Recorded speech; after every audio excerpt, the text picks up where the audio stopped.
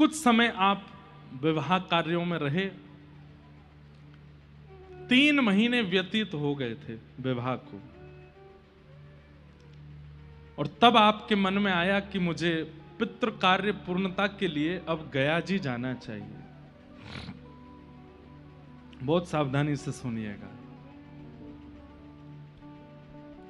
जैसे भगवान कृष्ण की लीला 3 भागों में बटी है, बाल लीला, फिर उसके बाद अपनी मथुरा लीला और फिर द्वारिका लीला, ऐसे ही श्री चैतन्य महाप्रभु की लीला भी 3 भागों में। तो अब बाल लीला और आनंद की लीला तो विश्राम हो रही है, अब यहां से विरह लीला प्रारंभ होगी। सर्वप्रथम आपको विरह आवेश कब हुआ? आपने अपनी माताजी से आज्ञा मांगी कि मां, मुझे पितृ कार्य करने के लिए, पिंडदान आदि करने के लिए अब गया जी जाना है, आप आज्ञा दें। आप पाठशाला में पढ़ाते थे और पाठशाला में जितने बालक थे वो बालक भी इनके साथ जाने को तैयार थे। तब मां ने कहा कि आप अकेले मत जाओ, हो तो बालक ही आप, और बड़े चंचल और हो, इतनी दूर जाओगे कैसे चलेगा? तो आप साथ में अपने मौसा जी को लेकर के जाओ, जो कि गुरु रूप भी थे, जिनका नाम था चंद्रशेखर जी। और आप अपने सब शिष्यों के साथ, चंद्रशेखर जी के साथ श्री गया जी की यात्रा पर निकले।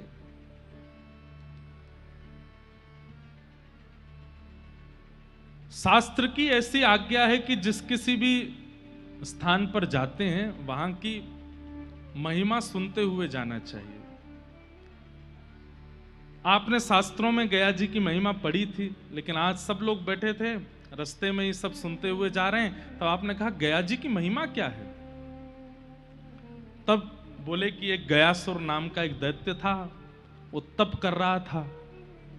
ध्यान से सुनिएगा, वो तप कर रहा था, इतना तप किया, इतना तप किया कि उसके तप से देवताओं को यह लगा कि भाई इंद्र प्रकट हो गए, ब्रह्मा प्रकट हो गए, देवता सब प्रकट होते जा रहे हैं। प्रकट होकर के वो जैसे आंख खोल करके देखता है, प्रणाम करता है और फिर से नेत्र बंद करके तप में बैठ जाता है, कुछ मांगता नहीं है।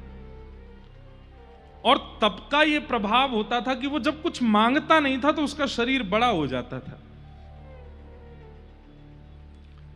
इंद्र आदि देवताओं को कुछ समय बाद लगने लगा कहीं ऐसा तो नहीं है तप से इतना विशाल हो जाए कि एक दिन स्वर्ग पर चढ़ाई कर दे। आपने जाकर के सब देवी देवताओं को इकट्ठा किया, सबने आकर के उससे कह दिया भाई कुछ मांगो, लेकिन वो यही कहता कि मुझे कुछ नहीं चाहिए, बस मैं तप करूंगा। अब तो देवताओं को और लगने लगा कि ये निश्चित ही हम लोगों पर आक्रमण करने के लिए कर रहा है। एक कथा याद आई, हमारे वृंदावन में एक महात्मा थे, और ज्यादा पुरानी कथा नहीं है। उन्होंने दीक्षा ग्रहण करने के बाद अपने गुरुदेव से कहा कि गुरुदेव मुझे आज्ञा दीजिए, मैं क्या करूं? तो गुरुदेव ने कहा भांडीर वन चले जाओ। और भांडीर वन सबको पता है ना, भांडीर वन यमुना पार भांडीर वन जाओ, और वहां जाकर के जो गुरु ने आपको, हमने जो मंत्र दिया है इसका अखंड माला करो। बोले कब तक करें? और जब तक प्रिया प्रियतम प्रकट ना हो जाए तब तक करो। गुरु जी ने भी ऐसी आज्ञा दी, जो आज्ञा।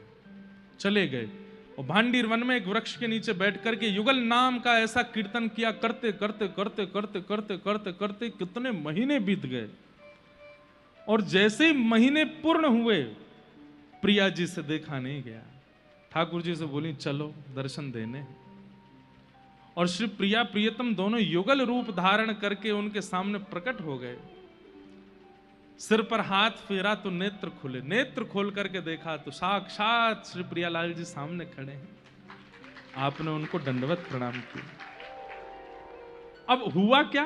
प्रकट तो हो गए ठाकुर जी, अब प्रकट होकर उनका दर्शन कर रहे हैं।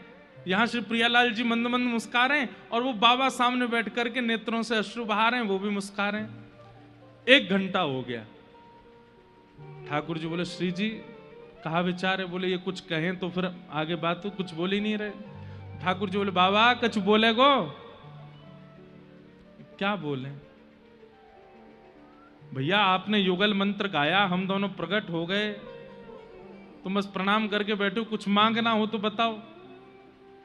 तो आप करुण भाव से बोले, गुरुदेव ने मांगने के लिए नहीं बोला था, गुरुदेव ने केवल कहा था कि प्रियालाल प्रकट हो जाएं, तब तक तप करना है। आप प्रकट हो गए, मांगने की आज्ञा गुरुदेव ने नहीं दी थी। ये भाव सुनते ही श्री जी के नेत्र सजल हो गए। कैसी निष्ठा अपने गुरु में।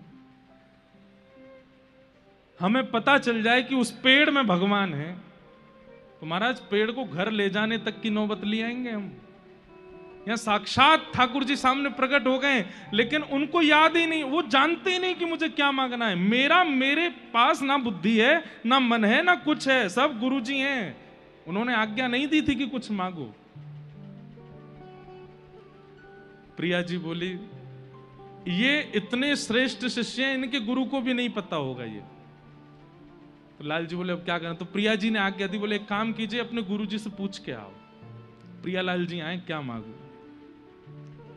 तो आप दौड़े दौड़े अपने गुरुदेव के पास गए। महीनों बाद गुरु जी ने देखा दाढ़ी बढ़ गई थी, जटाएं निकल आई थी, देख के पहचान भी नहीं पाए। कौन हो। बोले कि आपका शिष्य हूं, आपने आज्ञा दी थी भांडीर वन में। अरे मैंने कहा था प्रियालाल जी नहीं आए। बोले प्रियालाल जी आ गए। तो गुरुदेव सुन के आश्चर्य कर, प्रियालाल जी आ गए? हाँ, प्रतीक्षा कर रहे हैं भांडीर वन में और खड़े हैं। बोले क्यों। बोले प्रकट होकर के बोले मांगो।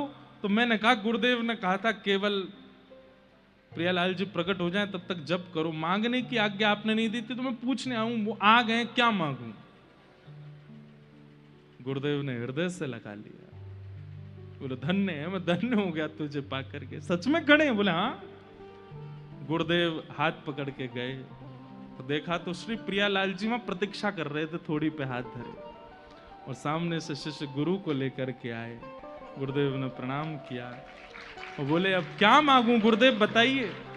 बोले बस ये दोनों राजी रहें, ये दोनों प्रसन्न रहें, यही मांगो और कुछ मत मांगो। भैया ऐसी गुरु निष्ठा होती है। लेकिन यहां पर गयासुर नाम का दैत्य, इसके नाम मांगने के पीछे छल था। क्योंकि जितना तप करते हैं हम जैसे ही उस तप के बदले कुछ मांगते हैं ना, वो तप का सारा पुण्य क्षीण होता है। जैसे आपने एकादशी व्रत किए, अब एकादशी व्रत से प्रसन्न हो गए मानो ठाकुर जी, या फिर कभी आपके जीवन में कोई कष्ट आया तो आपने कहा हे प्रभु मेरे जीवन में मैंने जितनी एकादशी करी सबके फल में मुझको ये जो कष्ट आया इसको दूर कर दो। वो कष्ट दूर हो जाएगा, लेकिन आपके जीवन में जितनी एकादशी का फल था सब नष्ट हो जाएगा। इसलिए पैर छूने की भी मना करते हैं आचार्य चरण। क्यों।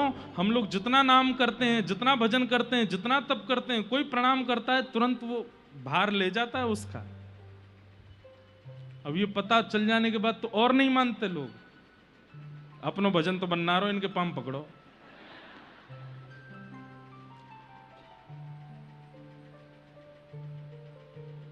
गयासुर ने भजन बंद नहीं किया, करता रहा।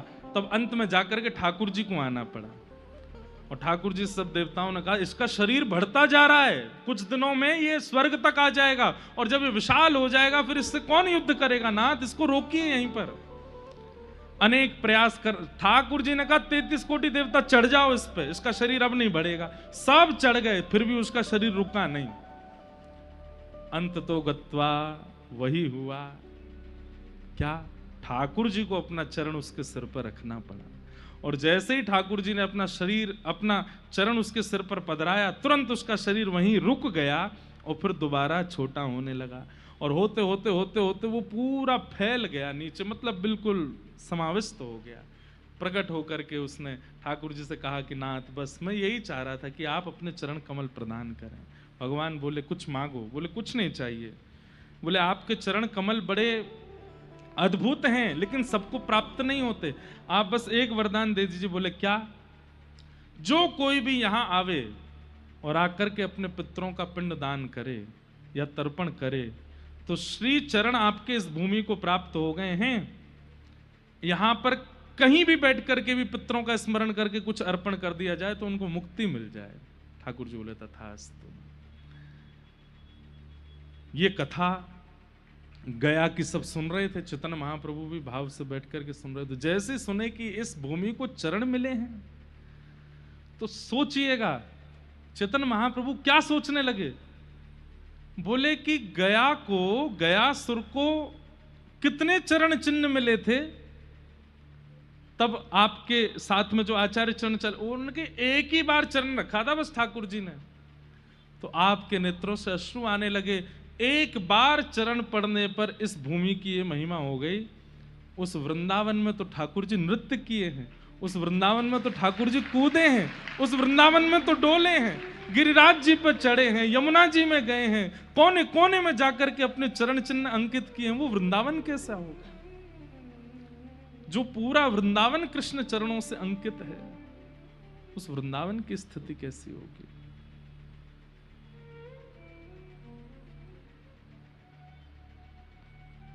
तभी गया जी के मार्ग में ही एक पर्वत था और उसी पर्वत पर भगवान के चरण चिन्ह अंकित थे। आप वहां दर्शन के लिए गए, सब शिष्यगण खड़े थे, साथ में आचार्य चरण भी खड़े थे, पर्दा लगा हुआ है, अभी पुजारी जन कुछ पूजा आदि कर रहे थे। और जैसे ही पर्दा हटाया और उस शिला पर जब ठाकुर जी के श्री चरणों का दर्शन किया, चरणों का दर्शन करते ही आपके चित्त में जो श्री राधा भाव था, किशोरी जी जब श्री चरणों के चिन्ह देख करके जैसी हो जाती थी, वैसा अनुभव आपको होने लगा। आपके श्री अंग के कंपायमान शुरू होने लगे, नेत्रों से अश्रु प्रवाह होने लगा और आप उन चरण चिन्हों को देख करके हे हरि हे हरि हे हरि हे हरि हे हरि हे हरि कह करके आनंदित हो गए। दौड़ करके गए और चरण चिन्ह को ले लेकर के कभी माथे से लगाएं, कभी अंग से लगावें। बंधुओं, ये पूरी लीला सुनिएगा आगे तक, तो मन में ये विचार कीजिएगा, ये स्वयं कृष्ण ही चैतन्य बन करके आए हैं, बस भाव किशोरी जी का है। जब ठाकुर जी याचना कर रहे थे कि हे श्यामाजू अपना हृदय मुझको दे दीजिए, तब किशोरी जी कहती हैं हंस करके, सह नहीं पाओगे, ये तो मैं थी जो सह गई। ठाकुर जी बोले आप अभी मेरा बल जानते नहीं हो। किशोरी जी बोली मैं सब जानती हूं, मैं फिर भी कह रही हूं, आप गिरिराज जी धारण कर सकते हो, आप कंस वध कर सकते हो, आप कुबलिया पीड़ हाथी को उठा सकते हो, लेकिन आपके प्रेम का विरह आप नहीं सहन कर पाओगे। ठाकुर जी बोले मैं कर लूंगा, एक बार दीजिए। तो आज पहली बार चरण दर्शन हुए हैं और चरण दर्शन करते इतने व्याकुल हो गए, विह्वल हो गए, दौड़ करके गए, जाकर के चरण चिन्ह अंकित अंक से भरने लगे। कहां है मेरे श्याम, कहां है मेरे मधुसूदन, कहां है मुरलीधर, कहां है, ढूंढने लगे। शरीर कंपायमान होने लगा, नेत्रों से अश्रु अविरल धारा गिरने लगी, नेत्र ऊपर को चढ़ गए और आप ढूंढते ढूंढते ढूंढते गिर पड़े। इतने में ही वहां माधवेंद्रपुरी दास के एक शिष्य ईश्वरपुरी जी विराज रहे थे। उन्होंने जब देखा कि कुछ कोलाहल हो रहा है, लोग चिल्ला रहे हैं, महाप्रभु जी की स्थिति को कोई देख नहीं पा रहा है, लोग दूर खड़े होकर के देख रहे हैं और सबके नेत्रों से अश्रु, शरीर पूरा लाल पड़ गया है, हड्डियां जो ये इनको जॉइंट्स बोलते हैं, जो जहां पकड़ होती है वहां से हड्डियां अलग हो गई हैं, विरह की चरम स्थिति प्रकट हो गई है। छोटे छोटे बच्चे वो क्या जाने कि कैसे संभालना है, कोई पैर मल रहा है, कोई हाथ मल रहा है और आप बस हे हरि हे हरि हे कृष्ण हे कृष्ण हे कृष्ण, कहां हो। जैसे गोपियां व्याकुल हुई थी, जैसे किशोरी जी व्याकुल हुई थी, वैसे व्याकुल हो गए। अचानक से आप उठ करके खड़े हो गए, दौड़ने लगे, किस दिशा में है वृंदावन, मैं जाऊंगा श्री कृष्ण के पास, जाकर के उनको अपने अंग में भर लूंगा। और आप जैसे ही उस पर्वत से वृंदावन की ओर दौड़ने लगे, इतने में ही सामने से ईश्वरपुरी जी आ गए। आपने आकर के उनको अंक में भर लिया, आप निकल करके भागने लगे, लेकिन पकड़ लिया और सब बच्चों को बुलाया जल्दी आओ। सब बच्चों ने आकर के चैतन्य महाप्रभु के हाथ पकड़े, पैर पकड़े और ईश्वरपुरी जी महाराज गाने लगे, प्रणत देहि नाम पाप कर्षणम। बच्चों से बोले गोपी गीत का गान करो। अरे इनके अंदर कृष्ण प्रेम का भाव जागृत हुआ है। गोपी गीत गाओ तभी शांत होंगे। जयति तेधिकं जन्मना ब्रजः श्रयत इंदिरा सस्मदत्रहि दयित दृश्यतां दिक्षुतावक स्त्वयि धृता सब स्वां विचिन्वते। जब सब बालक मिलकर के गोपी गीत का गान करने लगे, आपका स्वर धीमे धीमे शांत हो गया और धीमे धीमे स्वर शांत हुआ और उन बालकों की स्वर लहरी में आप भी गाने लगे। एक विरहणी गोपी बन गए और नेत्र खोल करके कहने लगे, वहां है श्याम सुंदर, वो बैठे हैं वृक्ष के ऊपर। अरे वहां नहीं है, वो तो कोई पक्षी है। अरे उधर बैठे हैं कृष्ण, वहां बैठे हैं। जैसा विरह गोपियों को और श्री किशोरी जी को, वैसा विरह चेतन महाप्रभु को होने लगा। थोड़ी देर तो आप शांत रहे, लेकिन जैसे ही गोपी गीत विश्राम हुआ, गोपी गीत के विश्राम होते पुनः भावावेश आ गया, फिर से दौड़ने लगे।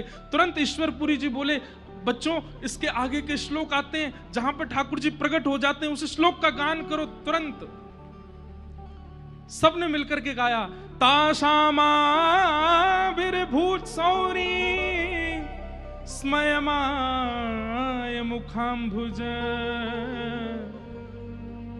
ताशामाविर्भूत सौरी स्मयमाय मुखाम्भुज पीतांबरधर श्रगवी साक्षान मन्मथ मन्मथ।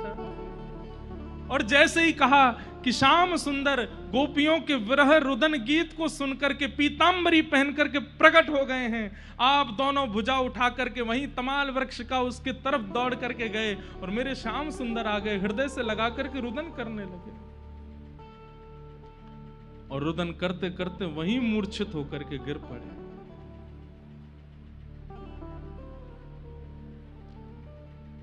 वहां खड़े जितने लोग सब स्तब्ध हैं, कोई समझ नहीं पा रहा है कि ये क्या हुआ है इनको। ये तो पहली बार भावावेश हुआ है, केवल चरण चिन्ह देख करके। आज निकुंज में विराजमान किशोरी जी बहुत भावुक हो रहे हैं। मैंने मना किया था कि आप नहीं सह पाएंगे। ईश्वरपुरी जी गए, जाकर के महाप्रभु जी को अपनी गोद में लिटाया।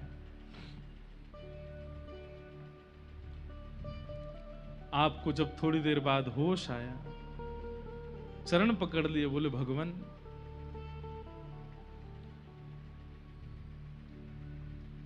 अब मुझे आप कृतार्थ कीजिए, मुझे दीक्षा प्रदान कीजिए, मुझे कृष्ण मंत्र दे दीजिए, मुझे अब एक सहारा दे दीजिए जिसके आश्रय में रह करके मैं कृष्ण को भजता रहूं। आप ही मेरे गुरु हैं, कृपा कीजिए।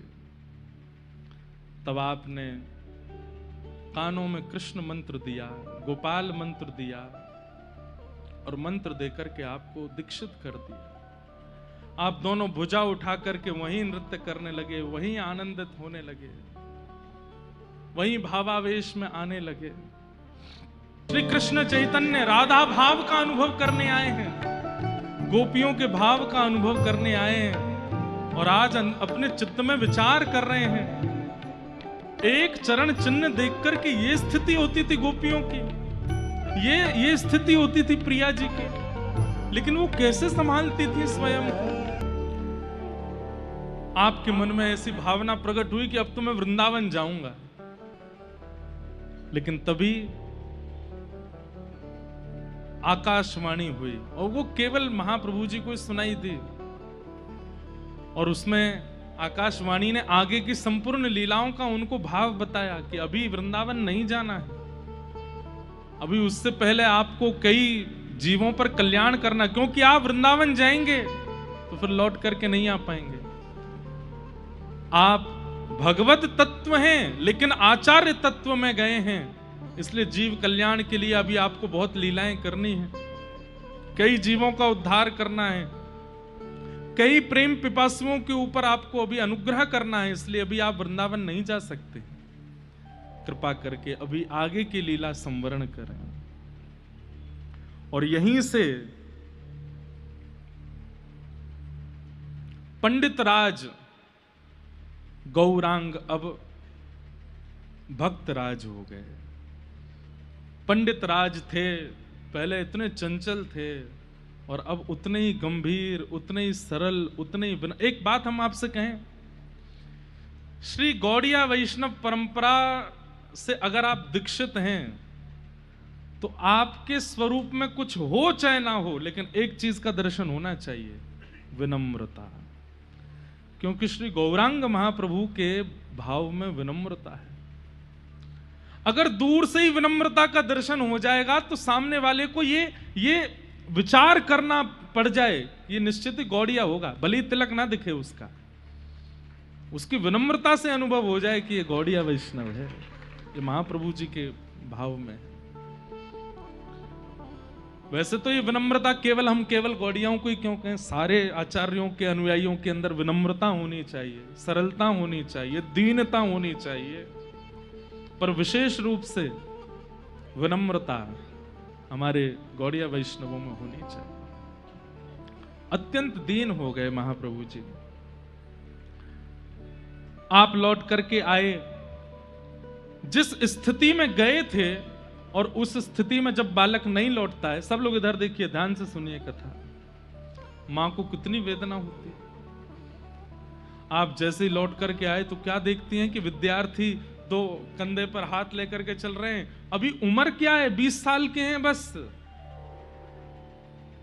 दो विद्यार्थी नीचे से चरण उठाते हुए चल रहे हैं और आप कभी मूर्छित हो जाते हैं, कभी होश में आ जाते हैं, फिर मूर्छित हो जाते हैं, फिर होश में आते हैं, कभी रोने लग जाते हैं, कभी हंसने लग जाते हैं। वाक् गदगदा द्रवते यस्य चित्तम रुदत्य भिक्षणम हसति क्वचिच्च विलज्ज उद्गायत नृत्यते च मदभक्ति युक्तो भुवनम पुनातु। कभी तो आपके शरीर में इतनी ताकत नहीं होती कि आप चल भी नहीं पाते, उठ भी नहीं पाते, और कभी ऐसा आवेश आता है कि सब पीछे दौड़ते हैं और महाप्रभु जी पकड़ में नहीं आते। जिस दिशा में वृंदावन है उस दिशा की ओर दौड़ने लगते हैं।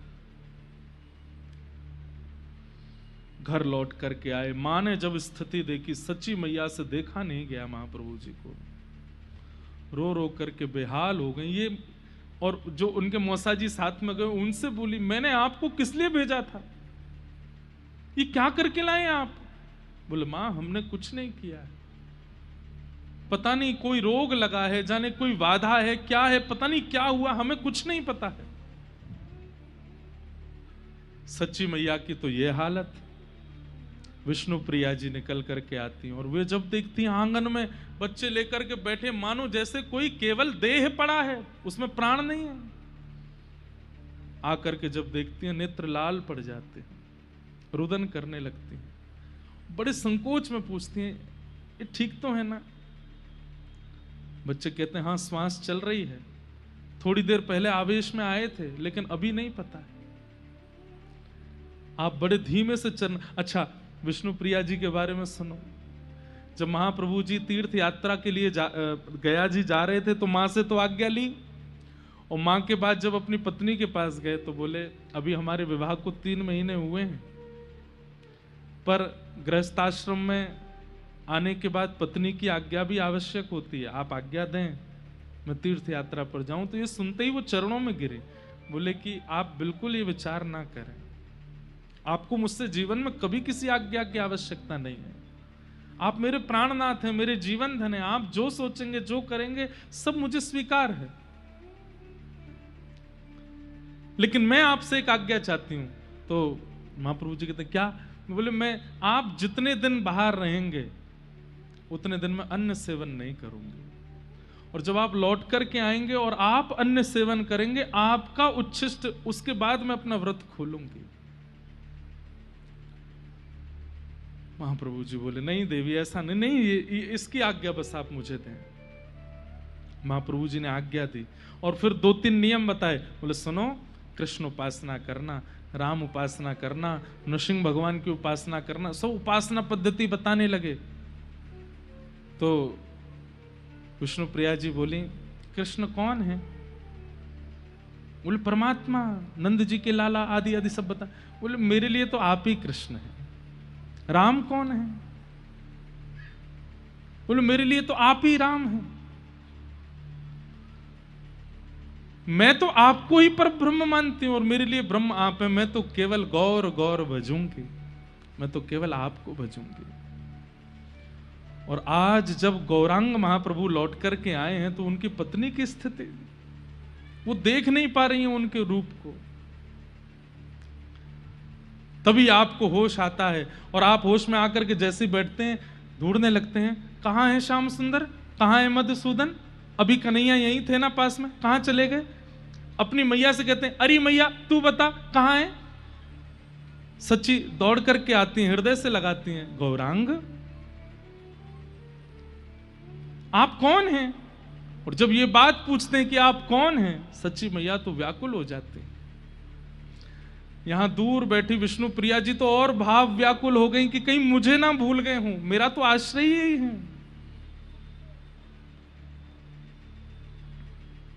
बंधुओं, अत्यंत गंभीर है गौर लीला। आज भी हमारे वृंदावन में अगर कोई गौर चरित्र कहता है या गौर लीला का दर्शन करता है तो वहां पर पहले ही बाहर बोल देते हैं कि आने वाले कृपा कर जब तक लीला पूरी ना हो जाए ना, और लीला प्रारंभ होने के बाद कोई ना आवे, क्योंकि ये लीला लीला नहीं है, ये प्रत्यक्ष है।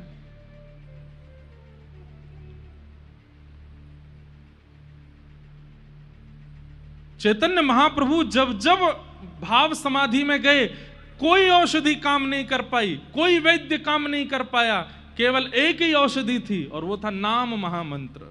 बस मंत्र गाया जाता था, उसी से ही वे स्वस्थ होते थे। और यही गोपियों की स्थिति है। आप अगर चैतन्य चरित्र सुन रहे हैं तो आप एक प्रकार से ये कह सकते हैं कि कृष्ण विरह में विहरणी आप ब्रजवासियों के चरित्र को सुन रहे हैं। एक साथ लाखों ब्रजवासियों के हृदय का भाव श्री चैतन्य महाप्रभु के अंदर दिखेगा आपको। ब्रजवासी भी ऐसे ही थे, वे भूल जाते थे। जब से ठाकुर जी मथुरा गए वे भूल जाते, हमारा घर कहाँ है, हमारी मैया कौन है। कई बार तो मैयाएं रोती डोलती, हमारो लाला हमें ही भूल गए हो। 2 दिन बाद उस बालक को याद आता मेरी मां कौन है। कृष्ण विरह ऐसा था। गदाधर जी आए, चैतन्य महाप्रभु उनसे बोले, सुनो मुझे स्नान ध्यान करना है, प्रसाद पाने से पहले स्नान करना है। सच्ची मैया बोली, लाला मैं तेरे लिए प्रसाद बनाई हूं, तू पाएगा ना। माँ ऐसे नहीं, अभी मैं स्नान करने जाऊंगा उसके बाद पाऊंगा। अभी होश में आ गए और आप गदाधर जी के कंधे पे हाथ धर के गंगा स्नान के लिए जाने लगे। बीच रास्ते में ही भावावेश आ गया और वहां कहने लगे, तुम मुझे वृंदावन लेकर के जा रहे हो ना, ये सामने यमुना जी है ना। लेकिन गदाधर, यमुना का जल तो श्याम वर्ण का है, ये गौर वर्ण क्यों दिख रही है। अरे ये गंगा जी, ये यमुना जी नहीं है, ये कोई और नदी है। और कहीं ऐसा तो नहीं है वृंदावन नहीं। और फिर से रोने लग जाते, अरे ये तो वृंदावन है ही नहीं, ये तो यमुना जी है ही नहीं। यमुना जी कहाँ है, वृंदावन कहाँ है, मुझे वृंदावन लेकर के जाओ। और उठ करके फिर दौड़ने लगते।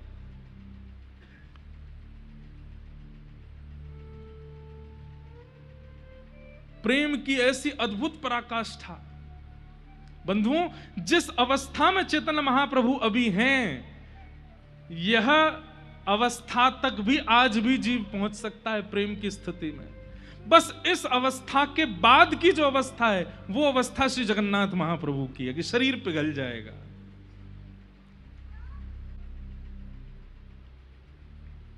महाप्रभु जी स्नान किए, लौट करके आए, सब ठीक हैं। घर में आकर के जैसे शालिग्राम भगवान का अर्चन करने के लिए बैठे, शालिग्राम भगवान को देख के फिर भावावेश हो गया। अरे ये देखो श्याम वर्ण के कन्हैया ही तो हैं। हृदय से लगा करके फिर रोने लगे। बार बार ये ऐसी स्थिति होती, मायापुर के सारे लोग इकट्ठे हो गए हैं और सब वही चंचल निमाई, वही चंचल गौरांग को आज इस अवस्था में देख रहे हैं। सच्ची मैया बाहर जाती है, सबको हृदय, मेरे लाला को क्या हो गया, मेरे लाला को क्या हो गया। 2, 4, 5 दिन व्यतीत होने के बाद अब तो बातें बनने लगी। कोई कहने लगा कि गौरांग पागल हो गया है, उसकी बुद्धि में कोई हवा चली गई है जिसके कारण वो विचलित हो गया है। कोई कहने लगा, मां तुम्हारे लाला पर कोई प्रेत बाधा हो गई है। कभी कोई वैद्य आता है, कभी कोई झाड़ फूंक करने वाले आते हैं, दुनिया भर के लोग इकट्ठे हो रहे हैं, लेकिन कोई भी पहचान नहीं पा रहा है कि ये है क्या। और सच्ची मैया सब करती है, जो आकर के जो स्थिति बता जाता है वही करने लगती है। मेरो लाला कैसे भी ठीक है जाए। तब श्री अद्वैत प्रभु जब उनके कानों में यह बात गई कि सब लोग ये चर्चा कर रहे हैं कि कोई बीमारी लगी है या कोई आदि व्याधि लगी है, तब आप दौड़ करके जाते हैं और सच्ची मैया के पास जाकर के कहते हैं, मैया ये कोई रोग नहीं है, ये कोई बाधा नहीं है, ये कोई प्रेत नहीं है, तो ये कृष्ण प्रेम की चरम स्थिति है मां। ये कृष्ण विहरणी भाव है जिस भाव में आपका लाला है।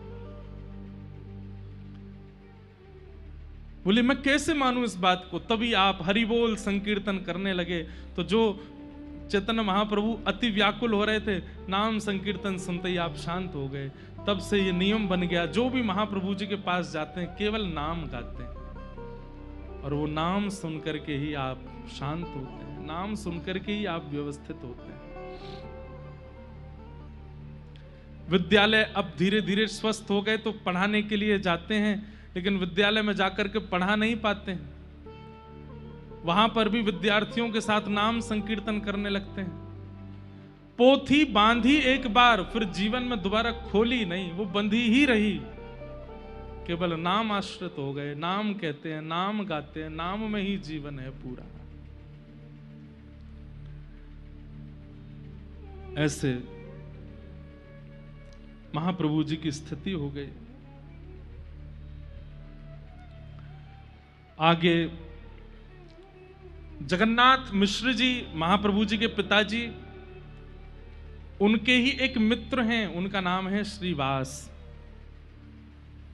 अद्वैताचार्य जी ने उनसे कहा कि तुम अपने यहां नाम संकीर्तन किया करो और श्री चैतन्य महाप्रभु के अनुगत्य में उस कीर्तन का भाव रखा करो। भावावेश की स्थिति अब थोड़ी समाप्त हो गई थी। आप भाव से वहां जाते और नाम संकीर्तन करते, लेकिन क्योंकि मुगल आक्रांता थे और वे मुगल किसी को नाम जप आदि और ये भक्ति भजन आदि सब करने नहीं देते थे, तो उनके भय के कारण कई लोग नाम संकीर्तन में नहीं आते थे। तो एक दिन सब लोगों को चैतन्य महाप्रभु ने बुला करके कहा कि आप लोग नाम संकीर्तन हम लोग यहाँ करते हैं, तुम क्यों नहीं आते हो। तब वे कहने लगे कि हमें भय लगता है कि कहीं कोई मुगल आक्रांत हमको मारे ना या कुछ कहे ना, हमारी रक्षा कौन करेगा अगर कल को हमारे ऊपर कोई बात आ गई तो। चैतन्य महाप्रभु को लगा मेरे पतले से तन को देख के, मेरे शांत स्वभाव और इस निर्बलता दुर्बलता को देख करके इनके चित्त में कहीं ना कहीं ये भाव तो नहीं कि हमारी रक्षा कौन करेगा।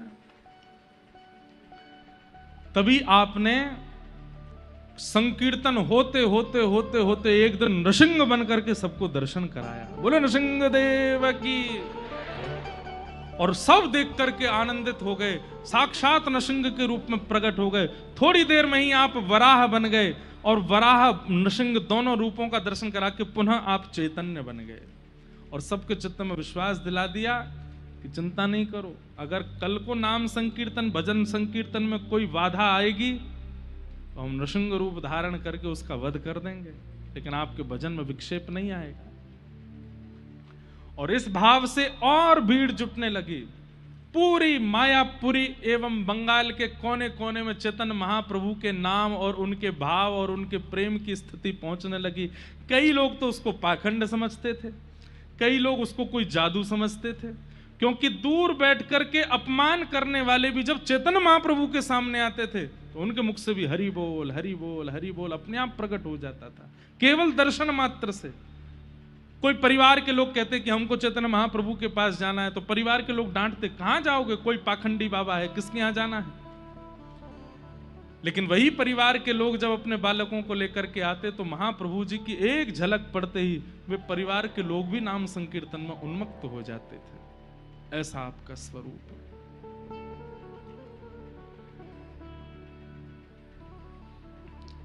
नृसिंह भगवान बन करके, वराह बन करके दर्शन कराए। धीरे धीरे आपकी पूरी जो भजन संकीर्तन आदि कृष्ण प्रेम में उन्मुक्त जितने भी भाव थे सब एकत्रित होने लगे।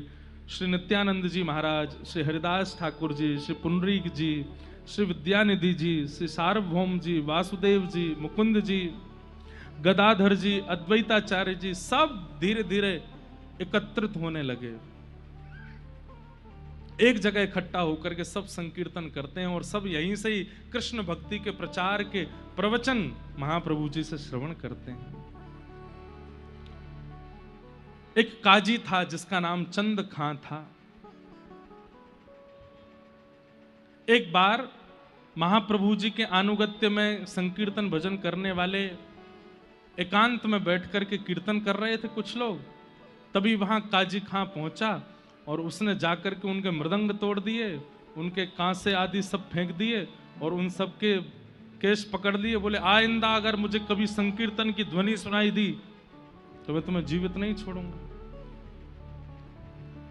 आपने जाकर के इस भाव को महाप्रभु जी के सामने कहा कि काजी खां है, वो हमको संकीर्तन नहीं करने देता है, हमको नृत्य आदि करते तो हमारे खोल आदि तोड़ देता है।